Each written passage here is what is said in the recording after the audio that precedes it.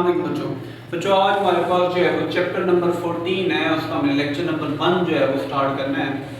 इस चैप्टर के अंदर जो है बच्चों ये चैप्टर हमारा लाइट से रिलेटेड है। इस चैप्टर के अंदर लाइट से रिलेटेड फीचर्स को स्टडी करेंगे। लाइट क्या होती है, लाइट का हमारी रोज़मर्रा ज़िंदगी में कहाँ फ़ायदा है, लाइट किन जो है वो लॉज पे एक्ट करती है, हम ग्लासेस यूज़ करते हैं, माइक्रोस्कोप यूज़ करते हैं, टेलीस्कोप यूज़ करते हैं, वो किस तरह काम करती है, वो हम सारा जो है वो इस चैप्टर के अंदर स्टडी करेंगे।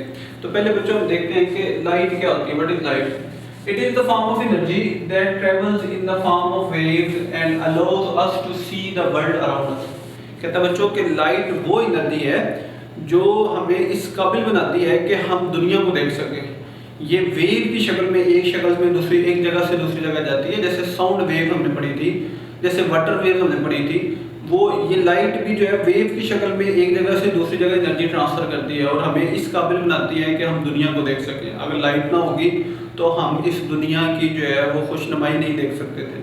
तो कहता है बच्चों कि हमारे पास पहला टॉपिक है इसका रिफ्लेक्शन ऑफ लाइट। ये हमने जो है वो रिफ्लेक्शन ऑफ वेव भी स्टडी किया था चैप्टर 11 में, रिफ्लेक्शन ऑफ साउंड भी स्टडी किया था चैप्टर 13 के अंदर। अब हमारे पास है बच्चों reflection of light. Reflection of light क्या होती है बच्चों? Reflection of light take place when light hits a surface and bounce back instead of passing through it। कहते हैं बच्चों कि रिफ्लेक्शन का अमल तब होता है जब लाइट एक सरफेस पे टकराती है और यहाँ से गुजरने के बजाय वापस अपने ही मीडियम में जो है वो चली जाती है। इसको जो है रिफ्लेक्शन कहते हैं। और रिफ्लेक्शन कहाँ से होती है? This actually occurs on a smooth and shiny surfaces such as mirrors. ये कहता है बच्चों के स्मूथ और शाइनी सर्फेसेस से होते हैं, जैसा कि मिरर्स में। मिरर्स के अंदर जो है जो हमें अपनी जो है वो शेप या शक्ल नज़र आती है, वो रिफ्लेक्शन के अमल की वजह से नज़र आती है। अब कहते हैं बच्चों कि इसकी कुछ प्रॉपर्टीज़ हैं, वो हम बारी बारी स्टडी करते हैं। पहली प्रॉपर्टी है बच्चों हमारे पास एंगल ऑफ इंसिडेंस। जब रिफ्लेक्शन होती है तो एक वेव वो है जो कि आके टकरा रही है, दूसरी वेव वो है जो कि यहाँ से टकरा के वापस जा रही है। तो अगर हम जो है इस फिगर को जरा गौर से देखें तो वो वेव जो आके इस सरफेस से टकरा रही है उसको हम इंसिडेंट रे का नाम दे रहे हैं, और वो वेव जो टकरा के वापस जा रही है उसको जो है हम रिफ्लेक्टेड रे का नाम दे रहे हैं। इस दो रेज के दरमियान एक नॉर्मल लाइन है जो कि हमारी सरफेस के ऊपर 90 का एंगल बना रही है। इस नॉर्मल लाइन और इस एंगल ऑफ इंसिडेंट, इस इंसिडेंट रे के दरमियान एक एंगल बनता है जिसको हम एंगल ऑफ इंसिडेंस का नाम देते हैं। इसी तरह इस नॉर्मल लाइन और रिफ्लेक्टेड रे के दरमियान एक एंगल बनता है जिसको हम एंगल ऑफ रिफ्लेक्शन का नाम देते हैं। तो पहले बच्चों हमारे पास एंगल ऑफ इंसिडेंस है, the angle eight which light strike the surface. वो एंगल जिसके ऊपर लाइट किसी सरफेस के ऊपर आके टकराती है उसको हम एंगल ऑफ इंसिडेंस का नाम देते हैं।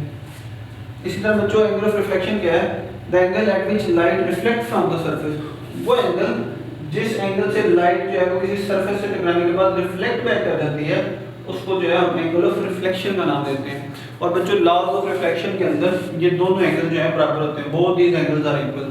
ठीक है, तो ये हमारे पास जो है वो इसकी कुछ इंट्रोडक्शन है डायग्रामिंग, जिसके अंदर जो है हमने इंसिडेंट रे को देखा, हमने रिफ्लेक्टेड रे को देखा, हमने एंगल ऑफ इंसिडेंस को देखा, हमने नॉर्मल को देखा और हमने एंगल ऑफ रिफ्लेक्शन को देखा। अब हमारे पास बच्चों रिफ्लेक्शन की कुछ टाइप्स हैं बेस्ड के रिफ्लेक्शन किस सरफेस से हो रही है। अगर रिफ्लेक्शन हमारे पास किसी स्मूथ सरफेस से हो रही होगी तो हम कहेंगे कि वो हमारे पास उस रिफ्लेक्शन को रेगुलर या स्पेकुलर रिफ्लेक्शन कहते हैं। और अगर हमारे पास रिफ्लेक्शन किसी रफ या खुरदरी सरफेस के साथ हो रही होगी तो हम कहेंगे वो रिफ्लेक्शन जो है हमारे पास डिफ्यूज्ड या इर्रेगुलर रिफ्लेक्शन है। अब ये रिफ्लेक्शन कैसी होती है इसको जो है अब हम डिटेल में जो है स्टडी करेंगे। अच्छा बच्चों अब हम देखते हैं कि हमारे पास रिफ्लेक्शन की जो दो टाइप्स हैं उसमें क्या होता है। पहले हमारे पास है रेगुलर और स्पेकुलर रिफ्लेक्शन। कहते हैं बच्चों कि it take place on smooth surfaces like mirrors and when light reflects in one direction forming a clear image. कहते हैं बच्चों कि ये तब होता है जब एक लाइट स्मूथ सरफेस पे जो है टकराती है। जैसे आप इस इमेज में देखेंगे कि लाइट एक स्मूथ सरफेस पे टकरा रही है, मिरर से टकरा रही है और टकराने के बाद जो है वो लाइट एक डायरेक्शन में जो है रिफ्लेक्ट बैक हो रही है। तो इस तरह के रिफ्लेक्शन को जो है बच्चों हम जो है वो रेगुलर रिफ्लेक्शन या स्पेकुलर रिफ्लेक्शन का नाम देते हैं। उसके बाद बच्चों हमारे पास सेकंड टाइप है इर्रेगुलर और diffused reflection. It occurs on rough surfaces like paper when light scatters in different direction so no clear image is seen। बच्चों आप इस इमेज में देखें कि जो है वो लाइट एक डायरेक्शन से आ रही है और टकराने के बाद जो है इसकी रिफ्लेक्टेड रेज बहुत सारी हैं, इससे जो है जो इमेज हमारे पास बनेगा वो क्लियर नहीं होगा, और इस तरह के हमारे पास रिफ्लेक्शन को जो है हम जो है वो इरेगुलर या डिफ्यूज रिफ्लेक्शन का नाम देते हैं। उसके बाद बच्चों हमारे पास रिफ्लेक्शन की कुछ इंपॉर्टेंस लिखी हुई है कि reflection is important for mirrors, periscopes and optical devices allowing us to see objects and form images. इन जो है बच्चों इन ऑब्जेक्ट्स की डिटेल हम इसी चैप्टर में पढ़ेंगे। रिफ्लेक्शन की मदद से ये सारे डिवाइसेस जो है वो काम करते हैं और हमें इस काबिल बनाते हैं कि हम जो है वो ऑब्जेक्ट्स को देख सकें और उसके इमेज बना सकें। इसकी डिटेल बच्चों हम चैप्टर में जो है वो नेक्स्ट आगे जाके स्टडी करेंगे। अब बच्चों हमारे पास जो है वो लॉज ऑफ रिफ्लेक्शन है। रिफ्लेक्शन के दो लॉज होते हैं, सिंपल उनका नाम है first law and second law. First law में कहता है बच्चों, जो अभी हमने डेफिनेशन पढ़ी है, the incident ray, the reflected ray and the normal are lies in the same plane. मिसाल के तौर पर बच्चों हमने देखा कि वो लाइट जो आपके सरफेस को टकरा रही है उसको हम इंसिडेंट रे कहते हैं, जो टकराने के बाद जा रही है उसको हम रिफ्लेक्टेड रे कहते हैं। सेंटर में हमारे पास एक लाइन है जिसको हम नॉर्मल कहते हैं। तो कहता है बच्चों कि ये तीनों लाइंस एक ही प्लेन में, जैसे ये व्हाइट बोर्ड के प्लेन में ये एक ही इसका प्लेन है। इसी तरह बच्चों हमारे पास सेकंड आ गया है, the angle of incidence is equal to angle of reflection.